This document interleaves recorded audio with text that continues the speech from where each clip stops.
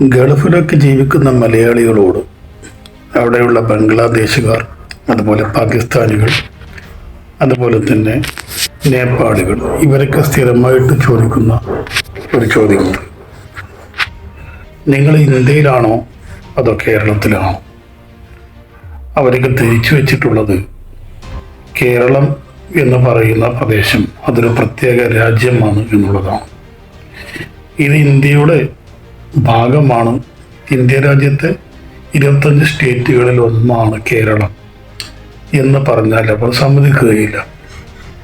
അതിന് കാരണം അവരുടെ അറിവില്ലായ്മയാണ്, അല്ലെങ്കിൽ അവരുടെ വിവരമില്ലായ്മയാണ്. നമ്മളവരെ പറഞ്ഞ് മനസ്സിലാക്കിയിട്ട് കാര്യമില്ല. കാരണം അവരുടെ വിശ്വാസം അങ്ങനെ ഉറപ്പിച്ചു കഴിഞ്ഞു.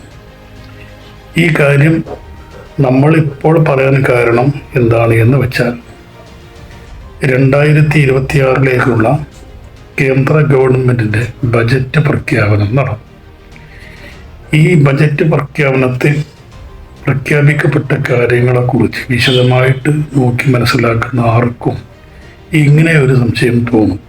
അതായത് കേരളം എന്ന് പറയുന്ന പ്രദേശം ഇത് ഇന്ത്യ രാജ്യത്തിൻ്റെ ഭാഗം തന്നെയല്ലേ, അല്ലെങ്കിൽ ഇന്ത്യയിലെ ഒരു സംസ്ഥാനം തന്നെയല്ലേ എന്ന്. കാരണം അത്രമാത്രം അവഗണനയാണ് കേന്ദ്ര സർക്കാരിൻ്റെ ബജറ്റിൽ കേരളത്തിനോട് കാണിച്ചിട്ടുള്ളത്. എന്ന് പറഞ്ഞാൽ ഒരു ചമ്മന്തി അരക്കാനുള്ള വക പോലും ഈ ബജറ്റിൽ കേരളത്തിന് കിട്ടിയിട്ടില്ല എന്നുള്ളതാണ് ഒരു യാഥാർത്ഥ്യം. ഏതാനും ദിവസങ്ങൾക്ക് മുമ്പാണ് പ്രധാനമന്ത്രി നരേന്ദ്രമോദി കേരളത്തിൽ വന്നത്. അന്ന് അദ്ദേഹം വലിയ പ്രഖ്യാപനങ്ങളൊന്നും നടത്തിയിട്ടില്ല. എന്നിരുന്നാലും അദ്ദേഹം പറഞ്ഞ ഒരു കാര്യമുണ്ട്. അതായത് ഇന്ത്യ രാജ്യത്തിൻ്റെ പുരോഗതി എന്ന് പറയുന്നത് അത് കേരളത്തിൽ നിന്ന് ആരംഭിക്കും എന്ന് പറഞ്ഞാൽ കേരളത്തിൻ്റെ പുരോഗതിയിൽ നിന്നാണ് ഇന്ത്യയുടെ പുരോഗതി തുടങ്ങുന്നതും തുടരുന്നതും എന്നുള്ളതാണ്.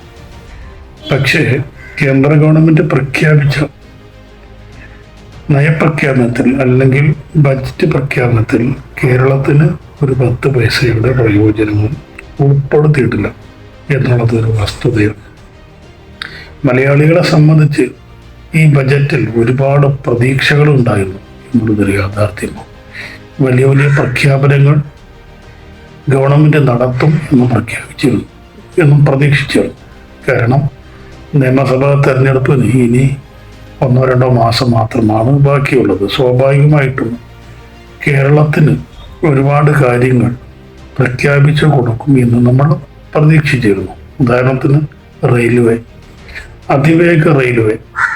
ഇത് നമ്മുടെ മെട്രോമാൻ ശ്രീധരൻ അത് കേന്ദ്ര ഗവൺമെൻറ്റിനെ മുമ്പിൽ ശുപാർശ ചെയ്ത് കേരളത്തിന് നടപ്പിലാക്കി കൊടുക്കും. അങ്ങനെ അതിവേഗ റെയിൽവേ എന്നൊരു സംവിധാനം കേരളത്തിൽ വരും. അത് BJP ഗവൺമെൻറ് ഏതായാലും പ്രഖ്യാപിക്കും എന്ന് മലയാളികൾ പ്രതീക്ഷിച്ചിരുന്നു. പക്ഷേ അത് നടന്നില്ല. അതുപോലെ തന്നെ എയിംസ്, BJPക്കാർ നാഴികക്ക് 40 വട്ടം പ്രസംഗിച്ച് നടക്കുന്ന ഒരു കാര്യമാണ് എയിംസ്.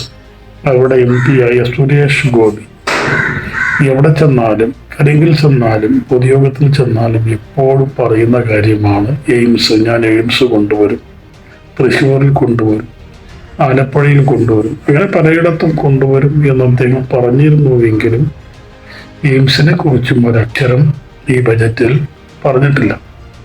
അതുപോലെ തന്നെ നമുക്ക് RECകളാണുള്ളത്.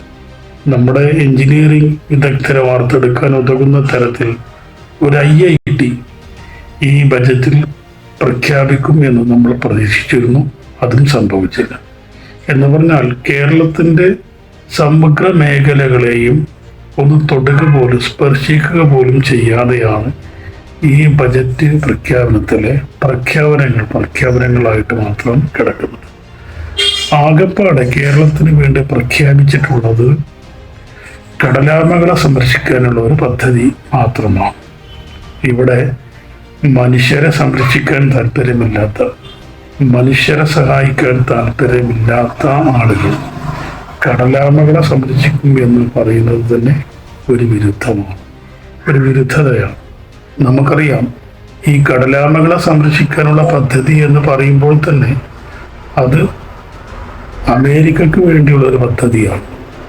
അമേരിക്കയിലേക്ക് കേരളത്തിൽ നിന്ന് ചെമ്മീൻ കയറ്റി അയക്കുമ്പോൾ ഈ കടലാമകളുടെ സാന്നിധ്യം, അങ്ങനെ നിരവധിയായ പ്രശ്നങ്ങളുണ്ട്. ആ പരാതി നിരന്തരമായിട്ട് കേന്ദ്ര ഗവൺമെന്റിനെ അറിയിച്ചതുമാണ്. അതിന് പരിഹാരം ഉണ്ടായിട്ടില്ല. അതുകൊണ്ട് കേരളത്തിൽ നിന്നുള്ള ചെമ്മീൻ ഇറക്കുമതി അമേരിക്ക നിർത്തിവെച്ചിരിക്കുകയാണ്. ഈ ഒരു സാഹചര്യത്തിൽ ഇതിനൊരു പ്രശ്നം കാണുക എന്ന നിലക്കാണ് ഈ കടലാമ സംരക്ഷണം എന്ന് പറയുന്ന ഒരു പദ്ധതി കേരളത്തിന് വേണ്ടി ഈ ബജറ്റിൽ വകയിരുത്തിയിട്ടുള്ളത്. ചുരുക്കത്തിൽ നമ്മൾ ആകെപ്പാടെ ഈ ഒരു കടലാമ സംരക്ഷണത്തിൽ മാത്രം ഈ വർഷം ഒതുങ്ങിപ്പോകും എന്ന കാര്യത്തിൽ യാതൊരുവിധ സംശയമില്ല. ചുരുക്കത്തിൽ ഇന്ത്യ രാജ്യത്തിന് പുറത്തുള്ളവർ വിശ്വസിക്കുന്നത് പോലെ മലയാളികളും കേരളം എന്ന് പറയുന്ന സംസ്ഥാനവും ഈ ഇന്ത്യ രാജ്യത്തിൻ്റെ ഫെഡറൽ സംവിധാനത്തിൻ്റെ പുറത്താണ് എന്ന പ്രതീതി ഉളവാക്കുന്ന തരത്തിലുള്ള പ്രഖ്യാപനം തന്നെയാണ് നമ്മുടെ ഗവൺമെൻറ്റിൻ്റെ ബജറ്റ് പ്രഖ്യാപനത്തിൽ ഉള്ളത്. എന്നിട്ടും ഈ ബജറ്റിനെ ന്യായീകരിച്ചുകൊണ്ട് ചിലരൊക്കെ രംഗത്ത് വരുന്നുണ്ട് എന്നുള്ളത് ഒരു വസ്തുതയാണ്. അതായത് BJP നേതാവായ രാജീവ് ചന്ദ്രശേഖരനെ പോലെയുള്ള ആളുകളും വിവരമില്ലാത്ത BJPക്കാരുമൊക്കെ ഈ ബജറ്റിനെ ന്യായീകരിച്ചുകൊണ്ട് രംഗത്ത് വന്നിട്ടുണ്ട്.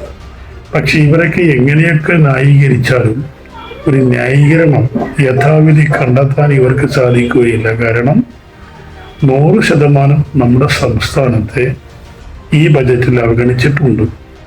അതേസമയം BJPക്ക് രാഷ്ട്രീയ നേട്ടങ്ങൾ കൈവരിക്കാൻ സാധിച്ചിട്ടുള്ള ബീഹാർ, ഉത്തർപ്രദേശ് മുതലായ സംസ്ഥാനങ്ങൾക്ക് വേണ്ടിയൊക്കെ കണ്ടമാനം വാരിക്കോരി കോടികൾ കൈയഴിഞ്ഞ് കൊടുത്തിട്ടുമുണ്ട് എന്നുള്ളതിന് ഒരു വസ്തുതയായിട്ട് തന്നെ നമ്മുടെ മുമ്പിൽ നിലനിൽക്കുന്നുണ്ട്. ഏതായാലും നിയമസഭാ തെരഞ്ഞെടുപ്പിന് ഇനി ഏതാനും മാസങ്ങൾ മാത്രമേ ഉള്ളൂ. ഈ BJP പ്രവർത്തകരൊക്കെ മലയാളികളുടെ വീട്ടിൽ വോട്ട് ചോദിച്ച് ചെല്ലേണ്ടി വരും. ആ സമയത്ത് മലയാളികൾ ഇവരെ ചോദ്യം ചെയ്യും എന്ന കാര്യം ഉറപ്പാണ്. അപ്പോൾ ഇവർക്ക് എന്ത് മറുപടിയാണ് പറയാനുണ്ടാവും? ഇവിടെ കേരളത്തിനെ അവഗണിച്ചു എന്ന നിലക്ക്, അല്ലെങ്കിൽ കേരളം ഇന്ത്യയുടെ ഭാഗമല്ല എന്ന നിലക്ക് തികച്ചും ഒരു ചിറ്റമ്പമായ നയവുമായിട്ട് കേന്ദ്ര ഗവൺമെന്റ് മുന്നോട്ട് പോകുമ്പോൾ അതിനെ ന്യായീകരിക്കുന്നത് BJPക്കാരുടെ ഒരു സ്വഭാവമായി മാറി. മറ്റൊരു നിവൃത്തിയും അവരുടെ മുമ്പിലില്ല, ന്യായീകരിച്ചേ പറ്റൂ.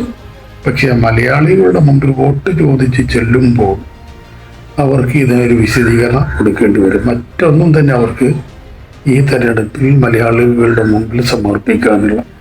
അവർക്ക് ആകെ പറയാനുള്ളത് അല്പം വർഗീയത, അതുപോലെ തന്നെ സുരേന്ദ്രൻ പറയുന്നത് പോലെ ഒരു ഗണപതി വട്ടം, ഇങ്ങനെയുള്ള ചില സംഭവങ്ങൾ മാത്രമായിരിക്കും. അല്ലാതെ പുരോഗതിയുടെ കാര്യം പറഞ്ഞുകൊണ്ട്, ക്ഷേമത്തിൻ്റെ കാര്യം പറഞ്ഞുകൊണ്ട്, കേന്ദ്ര ഗവൺമെൻറ് ന്യായീകരിച്ചുകൊണ്ട് ഒരു BJPക്കാരനും മലയാളികളെ വോട്ടിന് വേണ്ടി സമീപിക്കാൻ വേണ്ടി സാധിക്കുകയില്ല.